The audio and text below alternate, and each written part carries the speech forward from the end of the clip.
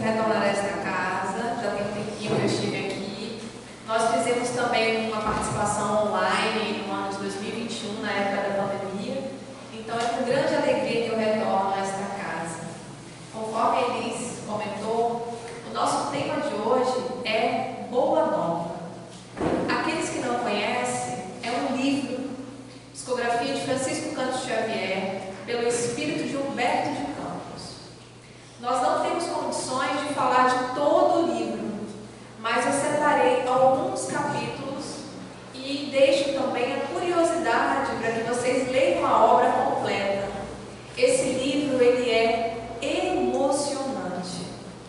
O capítulo 30, que é o capítulo de Maria de Nazaré, você vai às lágrimas. Então eu sugiro a leitura a todos vocês. É uma obra maravilhosa. Então vou passar aqui o primeiro slide. Esse é o livro, 15ª obra de Francisco Cândido Xavier, editada pelo espírito de Humberto de Campos em 1940. O interessante é que Humberto de Campos, vou passar o próximo slide, ele é membro da Academia Brasileira de Letras, ele é um escritor brasileiro. E por conta dele ser muito conhecido à época, Chico, por conta da família dele, ele usou por muito tempo o pseudônimo de Irmão X, por conta de problemas de direitos autorais. A família dele causou alguns problemas em relação a isso, né? Quando Chico dizia que a obra era de Humberto de Campos, causou-se algum problema. E por conta disso, ele começou a usar o pseudônimo de O Irmão X. Mas é o mesmo autor. Humberto de Campos é o mesmo Irmão X das obras psicografadas por Chico Xavier. O interessante é que em 1940, ele só tinha 6 anos de desencarnado. E ele já dita essa obra belíssima. 6 anos apenas do seu desencarno. E ele já nos traz esses, se eu não me engano, 30 capítulos no livro Boa Nova. Por que o Boa Nova é um livro tão importante para a gente estudar? Por que ele é tão maravilhoso? Olha o que o Emmanuel vai nos dizer. Ele diz assim: edificante é a investigação, o estudo acerca do cristianismo nos primeiros tempos da sua história. Edificante lembrarmos as apagadas figuras de pescadores humildes. Os discípulos do Cristo, os apóstolos, eram pescadores humildes. Muitos deles não eram letrados, ignoravam, a escrita. Então, eles eram muito humildes. Ele complementa: grosseiros, olha o que o Emmanuel diz, humildes, grosseiros e quase analfabetos, a enfrentarem o extraordinário e secular edifício erguido pelos triunfos romanos, objetivando a sua reforma integral. Qual é o nosso objetivo? A nossa reforma integral. Mas por que o livro Boa Nova é tão importante? Para que a gente aprenda com esses personagens do cristianismo primitivo, que eles não eram diferentes de quem nós somos hoje. Eles eram indecisos, eles eram impulsivos, eles eram preconceituosos, porque naquela época as mulheres não poderiam conviver entre eles, vocês se recordam disso? Era patriarcado. Então, muitos eram rudes, grosseiros, analfabetos, e mesmo assim Jesus se utilizou de cada um deles para disseminar a boa notícia, para disseminar a boa nova do reino de Deus. É por isso que nós estamos aqui, pelos trabalhos dos primeiros cristãos. Paulo de Tarso foi um disseminador da Boa Nova, o apóstolo dos gentios, que com toda aquela dificuldade ia levando os pergaminhos velhos, amassados, cópias da cópias, e ia disseminando a Boa Nova, que é a boa notícia. Boa Nova significa boa notícia. A boa notícia do Evangelho. O Evangelho trazido por Jesus. E é sobre isso que nós vamos conversar nessa noite. Já no primeiro capítulo do Boa Nova, o escritor Humberto de Campos vai narrar para a gente o século da Boa Nova, século do Evangelho. Por quê? Quando Jesus se aproximava do orbe, está lá no capítulo 1, o Humberto de Campos vai explicar para a gente. A aproximação de Jesus antes do seu encarne trouxe o século da Boa Nova, que foi um século de paz, de amor, de união, que foi trazido pelo imperador Augustus. Se vocês lerem na história, na nossa história de humanidade, o imperador Augusto era justo, era um soberano que trouxe a paz, que trouxe a união. Por quê? Jesus estava se aproximando do planeta. E por conta disso, o seu magnetismo era sentido. E, portanto, a época do imperador Augusto era dito como o século da Boa Nova, da paz, da união. Então, lá nesse primeiro capítulo, o Humberto de Campos vai falar assim para a gente. Depois dessa festa dos corações, qual o roteiro indelével para a concórdia dos homens, ficaria o Evangelho como o livro mais vivaz e mais formoso do mundo, constituindo a mensagem permanente do céu entre as criaturas em trânsito pela terra, o mapa das abençoadas atitudes espirituais, o guia do caminho, o manual do amor, da coragem e da perene alegria. Quem que gosta de boa notícia? Todo mundo gosta de uma boa notícia. E o Evangelho é a boa notícia. É a boa nova que traz alegria. O que Jesus nos diz? Tende bom ânimo. Ele venceu o mundo e nós venceremos também as adversidades. É por isso que o Evangelho é esse manual, essas bênçãos celestes, nos traz a força e a coragem para lidar com as nossas dificuldades, porque a vida não é fácil, não é. Se fosse, nós não estaremos aqui atrás de um refrigério, atrás de um lenitivo para as nossas dores, atrás de uma palavra que console os nossos corações. É por isso que nós estamos aqui. Mas lembre-se sempre, o Evangelho de Jesus é alegria. Tem uma música muito interessante do Alan Filho, não sei se vocês conhecem o Alan Filho, é um músico do movimento espírita. E ele, numa das músicas dele, ele diz que o Chico dizia que, mesmo que entre lágrimas, todo espírita tinha o direito de chorar, chorar, chorar, mas depois secar as suas lágrimas e colocar um sorriso nos lábios e socorrer os corações com alegria, mesmo perante as nossas dores mais fortes. Nós temos que ter condições de levar o Evangelho com alegria. O Humberto de Campos diz: o Evangelho é o manual do amor, da coragem e da perene alegria. E ele complementa: é por esse motivo que o Evangelho de Jesus, sendo o livro do amor e da alegria, começa com a descrição da gloriosa noite de Natal e termina com a profunda visão de Jerusalém libertada, entrevista por João nas suas divinas profecias do Apocalipse.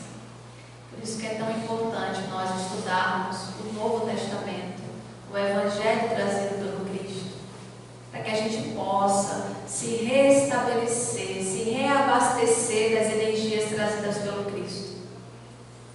No capítulo 2 do livro Boa Nova, é um momento em que o Humberto de Campos vai narrar um pouquinho da história desse querido irmão. Vocês estão conseguindo ver a imagem? É João Batista. Nós acabamos de festejar ele. Lá no meu Nordeste, ele é muito festejado. É a festa de São João. 24 de junho. dia de São João. São João Batista, precursor de Jesus. Precursor do Cristo. E eles eram parentes, vocês se recordam disso, não é? Maria e Isabel eram primas, não é? Então ele é o precursor do Cristo. E nesse capítulo do livro, Humberto de Campos vai falar um pouquinho sobre o coração de Maria numa conversa de Maria com Isabel, falando para Isabel que Jesus era um menino diferente, que ele parava as pessoas no caminho e ficava falando sobre coisas que ela não compreendia. Até tem uma passagem que diz que Jesus levou até ladrões, levou ladrões para casa para poder conversar com os ladrões. Então, Maria vai falar com Isabel como Jesus é diferente.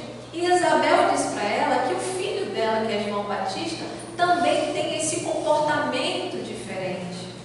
Porque eles trazem a boa nova muito forte dentro deles. E num desses diálogos de Maria, é um momento em que Maria vai ao templo e ela, lá no templo, ela vai em busca do Senhor Eleazar. Eleazar era um parente deles, né? Doutor da lei. E Maria vai ao encontro dele porque ela está com medo do futuro de Jesus. Por Jesus ter esse comportamento diferente, ela teme o futuro do filho. Qual a mãe que não pensa isso, né? Como que vai ser o futuro do seu filho, né? O emprego, o que meu filho vai trabalhar, qual a faculdade ele vai fazer, né? Ela ficou com seu coração aflito porque Jesus tinha um comportamento diferenciado. E ela vai ao encontro de Eleazar no templo e pede para que Eleazar consiga um cargo para Jesus no templo. Aquele jeitinho, né, maravilhoso, que todo mundo tem, aquela indicação maravilhosa. Então, ela foi pedir esse cargo para Jesus no templo. E o interessante é que Jesus, quando ela chega em casa, Jesus vai até ela e ele faz uma pergunta assim maravilhosa. Ele diz: mãe, que queres tu de mim? Por acaso não sabe que eu venho fazer a obra do meu pai? Ele pergunta para ela, porque ele sentiu a aflição no coração dela, que ela estava preocupada com o seu futuro. E sabe o que Jesus faz? Vou passar o slide aqui para a gente ler juntos. Essa passagem é narrada pela própria Maria de Nazaré, tá? Humberto de Campos coloca a fala dela. Ela diz assim, no mesmo dia, embora soubesse das belas promessas que os doutores do templo fizeram na sua presença a seu respeito, Jesus aproximou-se de José e lhe pediu com humildade o admitisse em seus trabalhos. Desde então, como se nos quisesse ensinar que a melhor escola para Deus é a do lar. Olha, qual é a melhor escola para Deus? É a do lar. A melhor escola para Deus é a do lar e a do esforço próprio. Concluiu a palavra materna com singeleza. Ele, Jesus, aperfeiçoou as madeiras da oficina, empunha o martelo e a enxó, enchendo a casa de ânimo com a sua doce alegria. O que ele fez? Mãe, eu sei que você está preocupada com o meu futuro. Já que é isso que lhe preocupa, eu vou trabalhar. Mas ele escolheu trabalhar aonde? Na carpintaria, ao lado de José. É lá que ele escolheu trabalhar. E ela diz: a melhor escola para Deus é a do lar e a do esforço. Vou fazer um parêntese. Nosso primeiro ambiente ao que nós devemos amor, cuidado, respeito, tolerância é o lar. É a nossa família. Lá que nós devemos levar o Evangelho de Jesus, a boa nova, é a paciência, é a tolerância, é o respeito. Aqui na casa espírita é mais fácil. Na casa espírita nós temos eu não sei se vocês já leram algumas obras no mundo espiritual. Toda casa espírita ela tem uma proteção vibratória.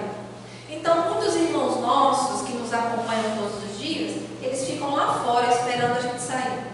Então aqui é mais fácil a gente fraterno, a gente ser educado, a gente ser paciente, a gente ser tolerante.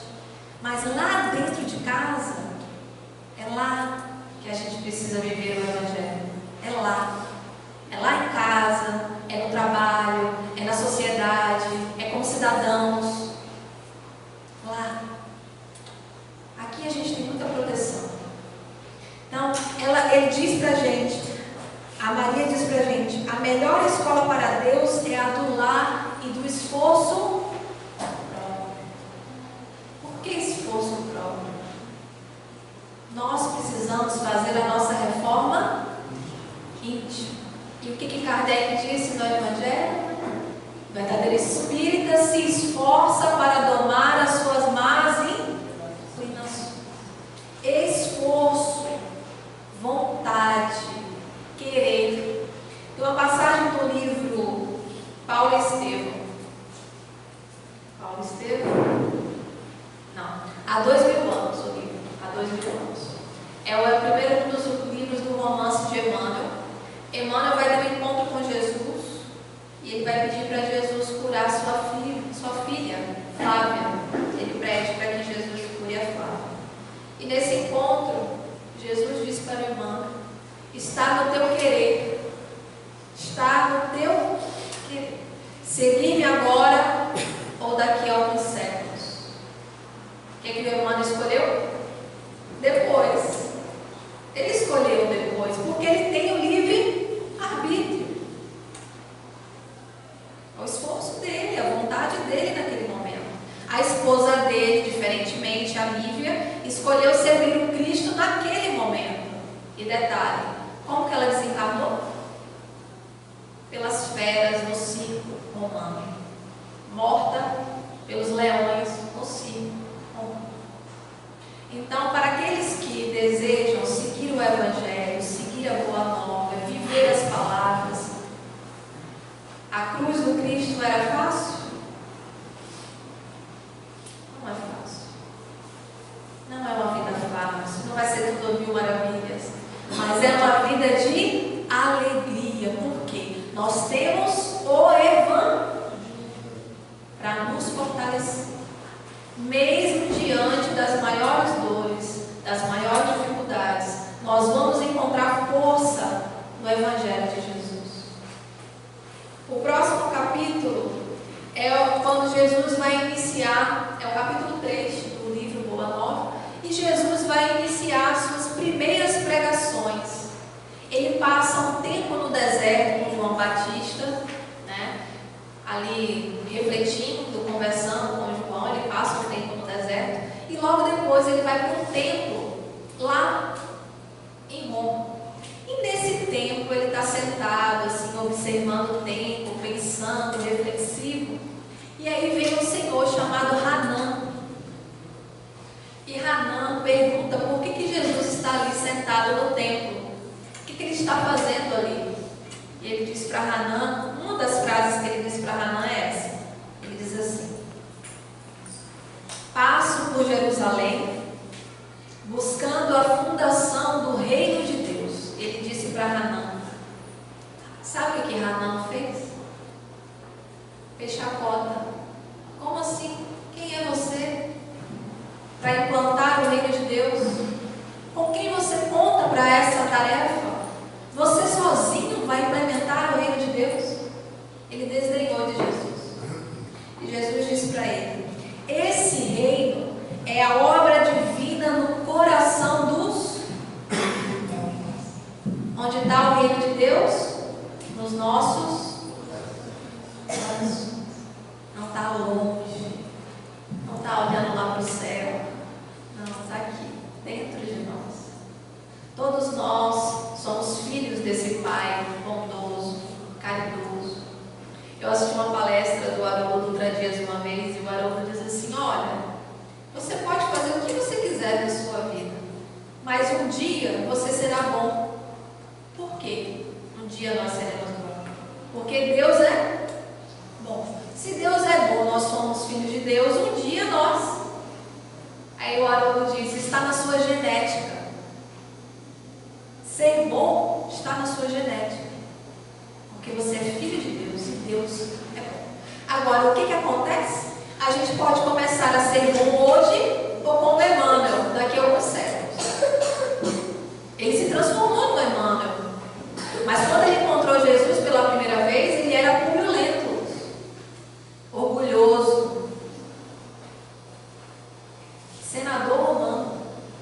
Mas depois de uns séculos, ele se transformou no Emmanuel, que nós conhecemos hoje. Assim nós também temos essa trajetória para percorrer. Um dia nós seremos bons também. No momento em que Jesus tem esse encontro com Naamã, ele percebe que não pode disseminar a boa nova sozinho. Então ele começa a fazer convites aos seus discípulos. Os primeiros irmãos que Jesus convida é Simão, Pedro, que nós conhecemos, né? Na Igreja Católica é o primeiro pai da igreja, Simão Pedro. E com Simão Pedro veio o irmão dele, que também era pescador, que é André. Logo depois de convidar esses dois irmãos, Jesus vai convidar esses outros dois irmãos aqui, que é João Evangelista e Tiago, dito maior, porque são dois Tiagos. Tiago maior, que é o irmão de João Evangelista, e Tiago menor, que é um outro discípulo, que também é primo de Jesus. A gente vai chegar lá, tá? Então, depois de Simão Pedro e André, Jesus convida os irmãos Zebedeu, porque eles são filhos de Zebedeu e de Salomé.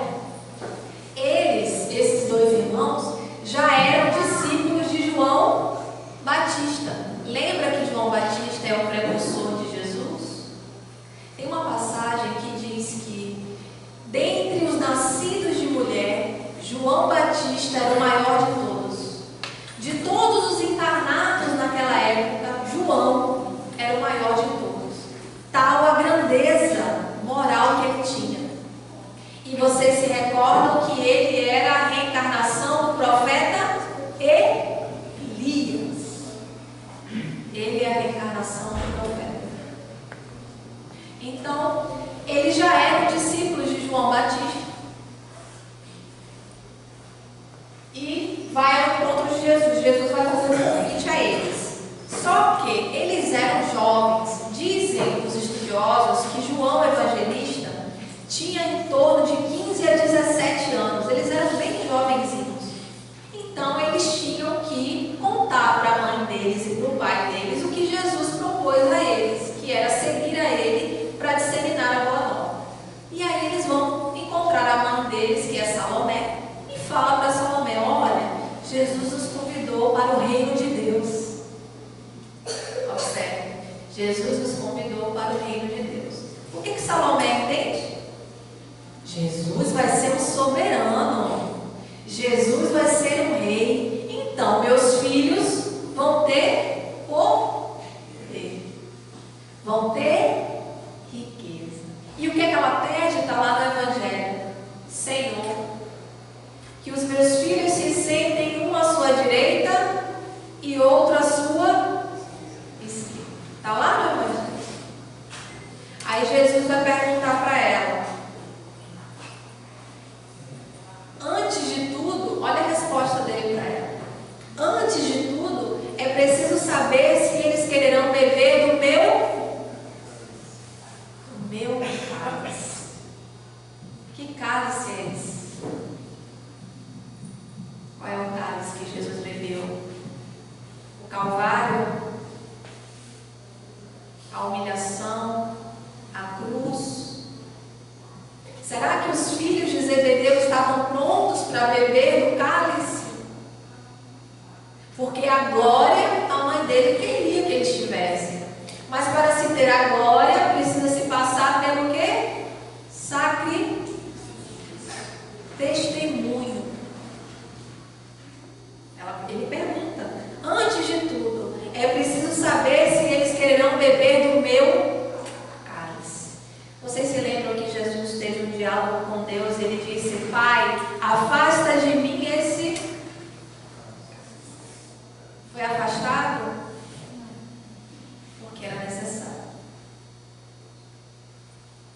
Então, Salomé não entende muito bem o que Jesus diz para ela e vai falar com o marido, que é Zebedeu. E aí Zebedeu vai ao encontro de Jesus questionar novamente essas glórias, esse poder, né? Olha o que Jesus diz para Zebedeu. Zebedeu, respondeu-lhe Jesus, tu que conheces a lei e lhe guardas os preceitos no coração, sabes de algum profeta de Deus que no seu tempo fosse amado pelos homens do mundo? Os profetas eram bem vistos naquela sociedade. Alguns eram tidos como loucos, eram perseguidos. Então, como que Zebedeu, que sabe da lei, sabe dos profetas, queria que os filhos dele tivessem tratamento diferente? Não teria. Aí Jesus pergunta, Jesus tem uma didática tão importante que ele responde a pergunta com outra pergunta, para que a própria pessoa possa refletir e chegar à conclusão. Ele não dá a resposta, ele dá outra pergunta. É a didática dele. Então, ele diz, me conta, qual dos profetas que você conhece que foi amado pelo povo, que foi reconhecido, que foi glorificado? O próprio Cristo, meus irmãos, domingo de Ramos, estava todo mundo lá ovacionando Jesus. Domingo de Ramos. Sexta-feira Santa, onde é que Jesus estava? Na cruz. Nós crucificamos Jesus. Então ele diz, será que terá esse reconhecimento os seus filhos? Querendo dizer, eu mesmo não vou ter, né? Então, ele complementa depois. Ouve, Zebedeu. Nossa causa não é a do número. Nossa causa não é a do número.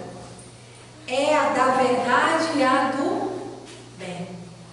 A mentira e a tirania exigem exércitos e monarcas, espadas e riquezas imensas para dominarem as criaturas.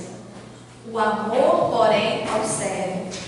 O amor, porém, essência de toda a glória e de toda a vida, pede um coração que sabe ser feliz. Um coração. Jesus pede um coração convertido à causa do bem e sabe ser feliz. O que é que ele disse para a gente no Evangelho? Vós sois a luz do mundo, o sal da... Quando a gente vai fazer uma comidinha, a gente bota 1 quilo de sal.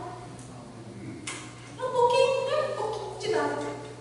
E já tempera a comida. Então, a nossa causa não é um exército. Não será uma multidão. Não seremos muitos. Porque Jesus pede um coração convertido ao bem. Quer ver um exemplo? Francisco Cândido Xavier. Um coração convertido a Jesus que nos trouxe mais de 400 livros psicografados. Vou dar outro exemplo. Divaldo Pereira Franco ainda está encarnado. Um coração convertido a Jesus e fez toda uma obra na comunidade do Pau da Lima, em Salvador. Uma obra de assistência às famílias, uma obra de divulgação da doutrina, toda uma vida dedicada a palestras. Um coração. Então a nossa causa não é a do número, não é de salão cheio. Um coração. Um coração dedicado ao bem, dedicado à tarefa, dedicado a Jesus. O próximo capítulo é o momento em que Jesus vai fazer um convite aos seus discípulos. Eu anotei aqui só para não esquecer, tá? Vou pegar a colinha. São 12. Simão Pedro, André, Levi, que era um publicano, que logo depois ele muda de nome e se torna Mateus. João, evangelista, que é irmão de Tiago menor, João evangelista, que é irmão de Tiago maior, Filipe, Tadeu, Tiago menor, Tomé, Bartolomeu, que logo depois muda de nome e se torna Natanael, Simão o Zelote, é um outro Simão, né? E Judas e Iscariotes.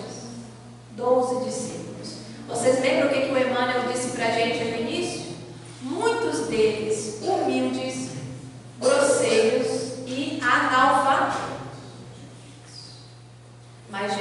confiou a eles a disseminação da boa nova. Depois deles vieram outros. Vocês se lembram de Marcos, Lucas, Paulo de Tarso. E tem vários outros. Áquila e Prisca, e aí vai. São vários personagens. Então Jesus contou com esses 12. E olha o que Jesus disse para eles no capítulo 5 do Boa Nova. Amados, entrou Jesus a dizer-lhes com mansidão extrema: não tomareis um caminho largo por onde anda toda a gente. A porta é? Que porta larga é essa? Ilusões, poder, apego aos bens materiais. E aí a gente vai, né? Ele diz: não tomareis um caminho largo por onde anda toda a gente, levada pelos interesses fáceis e inferiores. Buscarei a estrada escabrosa e estreita dos sacrifícios, pelo bem de... O que é esse bem de todos? É a caridade, é a fraternidade, é o amor ao... Olha a palavrinha que ele usou ao se dirigir aos discípulos: amados. Nós todos somos discípulos de Jesus, todos nós. E nós precisamos entrar pela porta estreita. Mas o que Jesus está dizendo? A porta estreita, ela é escabrosa, é cheia de calhaus, cheia de pedras no caminho. E ele diz: estreita dos sacrifícios. As mamães sabem o que é isso, muito, né? O que é você se sacrificar pela família, os pais também. Você se doar pelo filho, pelo esposo, pela família harmoniosa. Uma vida de renúncia, de abnegação, de não pensar só em você, de pensar no todo, no bem de todos. Essa é a estrada que Jesus nos convida. Esse é o convite da Boa Nova. No próximo capítulo, não, tem mais uma frasezinha, né? Ele diz assim para os discípulos: ides antes em busca das ovelhas perdidas da casa de nosso Pai, que se encontram em aflição. Todos nós estamos encarnados num orbe de provas e todos nós somos doentes da alma. Todos. Jesus não veio para os santos. Ele veio para os doentes.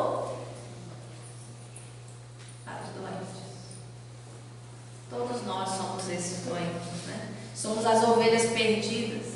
Ele diz: ide antes em busca das ovelhas perdidas da casa de nosso Pai, que se encontram em aflição e voluntariamente desterradas de seu divino amor.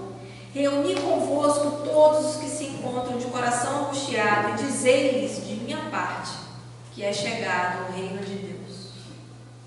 Naquela época Jesus já dizia que o reino de Deus é chegado. Os tempos são chegados.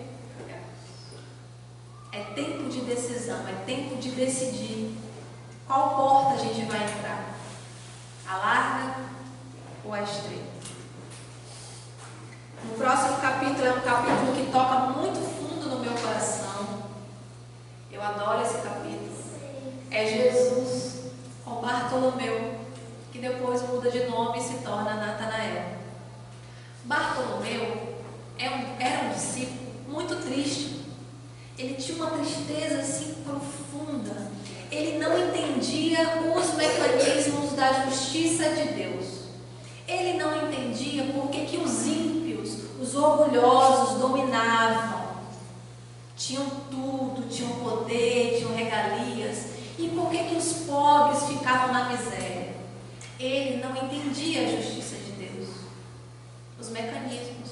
E aí ele ficava reflexivo e muito triste. Jesus vai ao encontro de Bartolomeu e vai dar para ele a lição de bom ânimo. Ele diz assim: a nossa doutrina, entretanto, é a do Evangelho, ou da Boa Nova, E já viste uma boa notícia não produzir alegria, Bartolomeu? A gente gosta ou não gosta de receber uma boa notícia? A gente tem aquela frase, né, que a gente diz assim: você quer a notícia ruim ou a notícia boa? Todo mundo escolhe a boa primeiro, né? Então, Jesus pergunta para Bartolomeu: a nossa doutrina é a do Evangelho, da Boa Nova. E já viste uma boa notícia não produzir alegria? O Evangelho terá de florescer primeiramente na alma das criaturas, antes de frutificar para o espírito dos povos. Primeiro tem que fazer sentido em nós, não no outro. Primeiro nós. O que todo esse conhecimento trazido pelo Cristo, todo esse Evangelho de amor faz sentido na minha vida, em quem eu sou. Primeiro em nós, para depois para o povo. Depois ele diz: a verdade não exige O Evangelho não poderia reclamar status especiais de seus discípulos. Porém, é preciso considerar que a alegria, a coragem e a esperança devem ser traços constantes de suas atividades em cada dia. O que é que Jesus está dizendo? Ele não espera que nós nos transformemos em anjo da noite para o dia. Ele sabe quem nós somos. Ele conhece cada um de nós. Ele sabe das nossas dificuldades, sabe dos nossos defeitos, sabe das nossas máscaras, que a gente usa umas máscaras bem profundas, né? A gente tem isso, faz parte. Ele sabe de tudo isso. Mas Ele conta conosco para a tarefa. Que tarefa é essa? Ajudar uns aos outros. Essa é a nossa tarefa. Socorrer uns aos outros. Mas Ele diz com alegria, com coragem e esperança. Porque Bartolomeu era muito triste. Chegava a ser até um pouco depressivo naquela época, né? Então Jesus pede para que ele mudasse esse comportamento, mudasse essa maneira de agir e de ser. E olha o que acontece no finalzinho do capítulo. Bartolomeu vai perguntar para Jesus: Mestre, não será justificável a tristeza quando perdemos um ente amado? Quantos de nós, né? Algumas pessoas desencarnam próximos a nós e a gente sofre aquela perda, né? E aquilo transforma a vida da gente. E aí Bartolomeu diz: mas será que não é justificável a tristeza nesses casos? Olha o que Jesus responde. Vou pular só um pouquinho, tá? Ele diz assim: a morte do corpo abre as portas de um mundo novo para a alma. Ninguém fica verdadeiramente órfão sobre a terra, como nenhum ser está abandonado, porque tudo é de Deus. Todos somos seus filhos. Eis porque todo discípulo do Evangelho tem de ser o semeador de paz e de alegria. Como que nós perdemos se pertence a Deus? A única coisa que acontece no momento que a gente perde um ente querido, né, que a pessoa desencarna, é o afastamento temporário. É temporário. Mais à frente você vai reencontrar essa pessoa no mundo espiritual. É temporário. Lógico que vai sofrer, vai doer, a saudade vai bater. Mas o que Jesus está pedindo é que a gente não se desespere. Há uma vida futura, há um encontro no porvir. E essa pessoa, muitas das vezes, meus irmãos, deixou um peso aqui na terra. Porque esse corpo de carne aqui que vocês estão vendo, esse avatar, ele é extremamente denso, pesado, é uma prisão. Então, quando a pessoa retorna para a prata espiritual, ela está se libertando. Então, a gente precisa observar essa outra ótica. Ela está voltando para a pátria e ela é recebida com muita alegria no mundo espiritual, porque venceu a prova da reencarnação. No finalzinho do capítulo, Bartolomeu se modifica após esse diálogo com Jesus e ele começa a mudar os seus comportamentos. Olha o que acontece. Bartolomeu havia convertido todos os desalentos num cântico de alegria, ao sopro regenerador dos ensinamentos do Cristo. Todos os observaram com admiração, exceto Jesus, que conhecia com júbilo a nova atitude mental do seu discípulo. Olha, nova atitude mental do seu discípulo. Após o contato de Jesus, Bartolomeu se transformou. E transformou toda aquela tristeza num cântico de alegria. Essa é a nossa trajetória. A transformação. Nos melhorarmos. Vivermos a boa nova com alegria. Levando o Evangelho a todos os lugares ao qual nós estejamos inseridos. Como é que está no Evangelho segundo o Espiritismo? Nós somos os trabalhadores da última hora. Jesus conta com cada um de nós, mesmo com as nossas imperfeições. Somos discípulos do Cristo. O próximo capítulo, esqueci de passar o slide, é verdade. O próximo capítulo é o capítulo de Maria de Magdala. Vocês já ouviram falar nela, né? A transformação de Maria de Magdala é impressionante. Porque ela sai de uma vida de vícios e de luxúria, porque vocês sabem qual era a profissão que ela exercia, né, naquela época. Ela sai de vícios e luxúria para seguidora de Jesus. E tinha um detalhe: os discípulos do Cristo, os apóstolos, não aceitavam Maria de Magdala. Ela sofria preconceito por conta da vida que ela tinha antes do encontro com Jesus. Então, Humberto de Campos narra esse momento em que ela vai ao encontro do Cristo e ele diz assim: olha o que ela diz para ele, olha o diálogo. Ouvi o vosso amoroso convite ao Evangelho. Desejava ser das vossas ovelhas, mas será que Deus me aceitaria? Olha o que ela pergunta para Jesus. Será que Deus me aceita tal qual eu sou? Depois de tudo que eu já fiz, será que Deus irá me aceitar? Quantos de nós não se acham indignos de Deus, do Cristo, da tarefa? Ela pergunta para Jesus. E ele diz: o profeta Nazareno fitou-a enternecido, sondando as profundezas de seu pensamento, e respondeu bondoso: Maria, levanta os olhos para o céu e regozija-te no caminho, porque escutastes a boa nova do reino, e Deus te abençoa as alegrias. Acaso poderias pensar que alguém no mundo estivesse condenado ao pecado eterno? Onde então o amor de nosso Pai? Nunca viste a primavera dar flores sobre uma casa em ruínas? As ruínas são as criaturas humanas. As ruínas somos nós. Ainda falhos, né? As ruínas são as criaturas humanas. Porém, as flores são as esperanças em Deus. Sobre todas as falências e desventuras próprias do homem, as bênçãos paternais de Deus descem e chamam.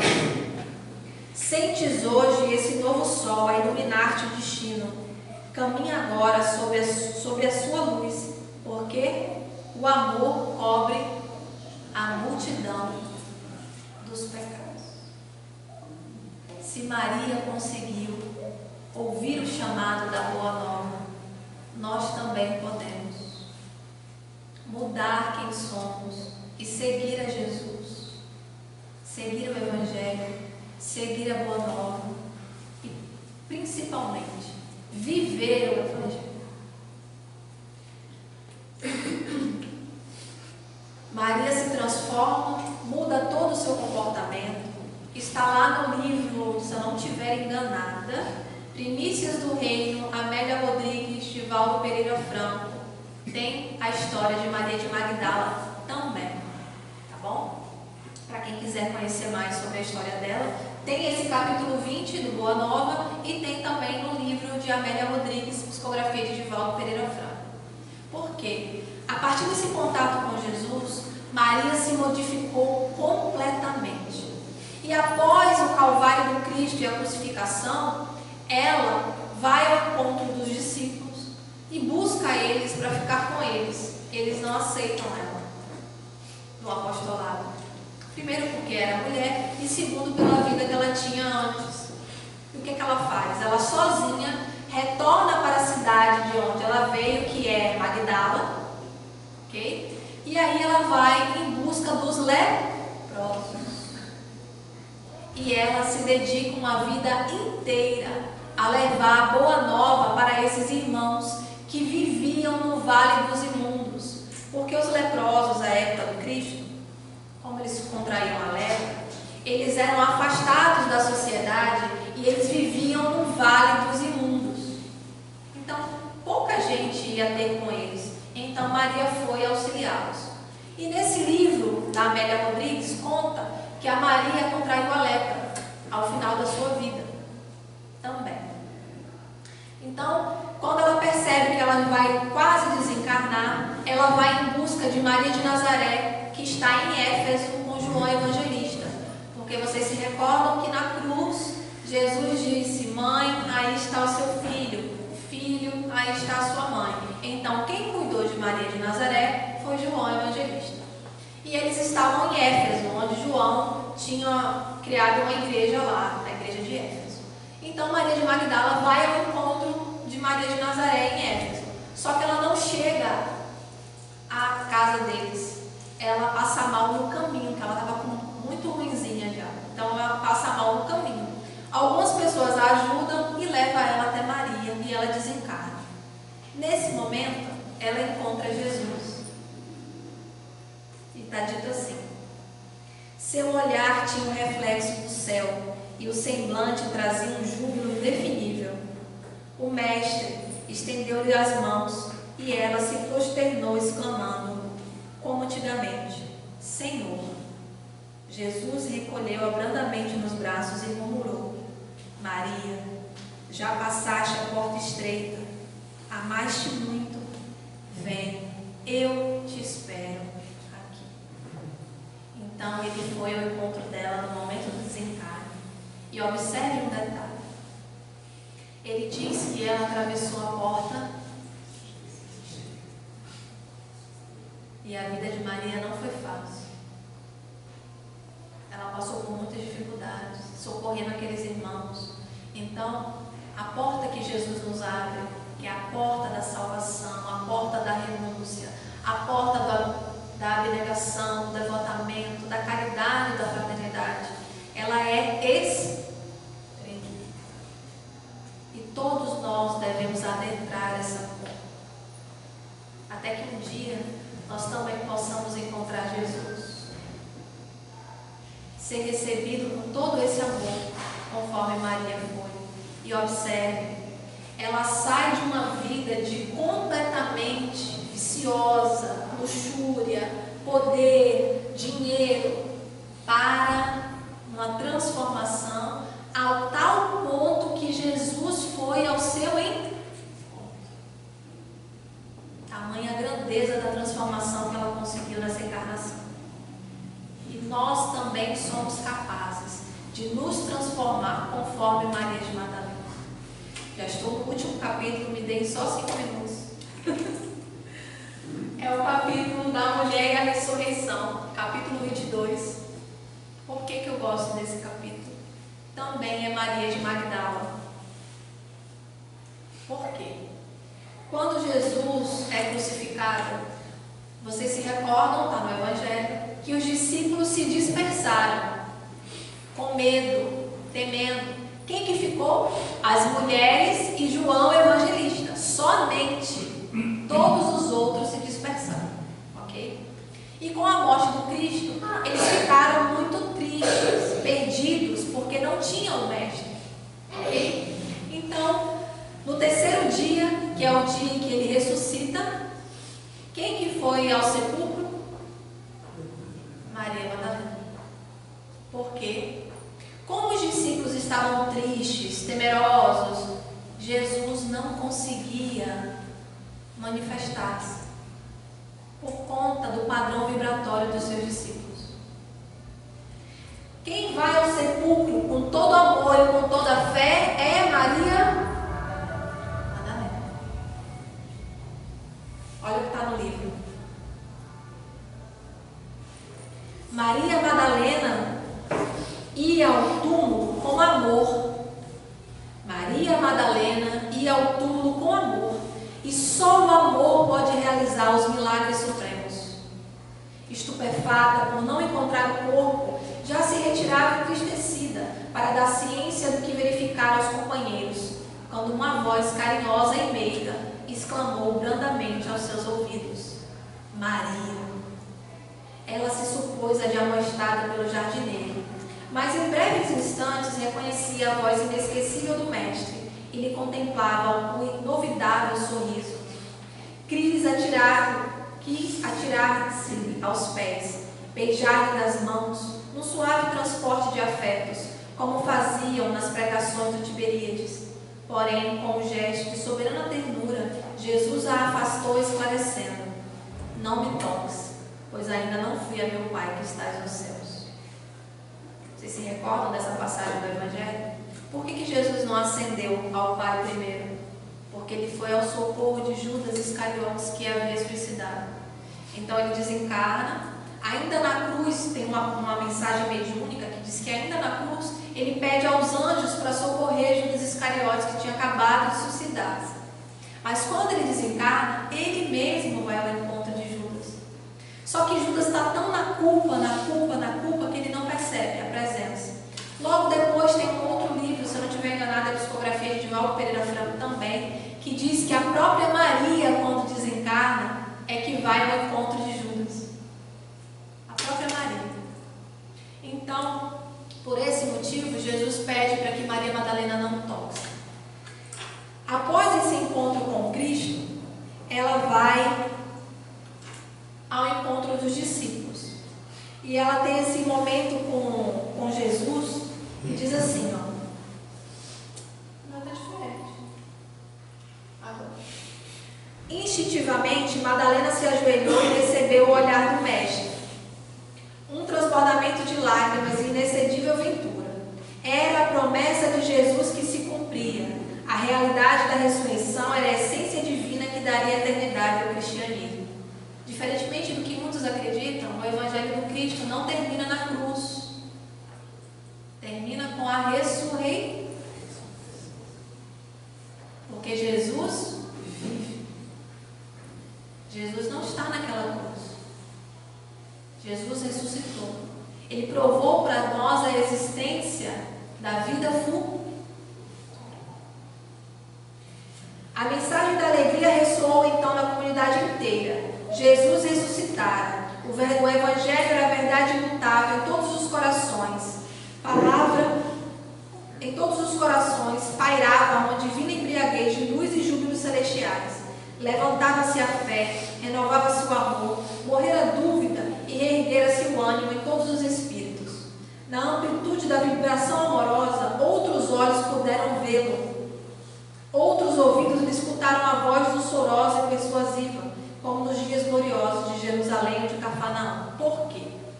Lembram que os discípulos estavam tristes? Foi o amor de Maria que permitiu que Jesus se manifestasse no terceiro dia. Quando ela contou a boa nova, detalhe, tá? Está no livro, eles não acreditaram nela. Eles não acreditaram no que ela dizia. Sabe quem acreditou em Maria de Madalena? Maria de Nazaré. Ela disse para Maria: Mãe, eu vi. E Maria disse: Eu creio. Só depois da afirmação de Maria de Nazaré é que os discípulos acreditaram em Maria de Magdala. E aí todos ficaram jubilosos. E com a alegria, o ambiente se tornou propício para que Jesus continuasse se materializando. E aí ele aparece no caminho de Emaús, ele aparece na praia, ele aparece também nesse livro aos 500 da Galileia. Ele ele apareceu no alto de um monte e discursou para 500 pessoas na Galileia. É um momento também que ele aparece que Tomé vai lá e bota a mãozinha, né? Porque Tomé duvida, né? Tomé duvidou que Jesus tinha ressuscitado e Jesus, não, pode me tocar, está aqui as minhas chagas. É depois desse momento com Maria. E para finalizar ele diz assim, ó, desde essa hora, a família cristã se movimentou no mundo para nunca mais esquecer o exemplo do Messias, a luz da ressurreição através da fé ardente do ardente amor de Maria Madalena. Havia banhado de claridade imensa a estrada cristã para todos os séculos terrestres. Olha que o amor e a fé é capaz de fazer milagres supremos. E ela se transformou da água para o vinho. E nós também podemos nos transformar. O que eu queria dizer para vocês nessa noite, eu passei muito do horário, peço desculpas, é que a gente possa levar a boa notícia com alegria nos corações. O Evangelho é amor e alegria. Essa passagem está no Evangelho de Marcos, capítulo 16, versículo 15. Ide por todo o mundo, pregai o Evangelho a toda criatura. Eu agradeço a paciência de todos vocês. Eu trouxe um hino. Será que tem áudio? Se eu colocar, vai tocar? Sério? Sim.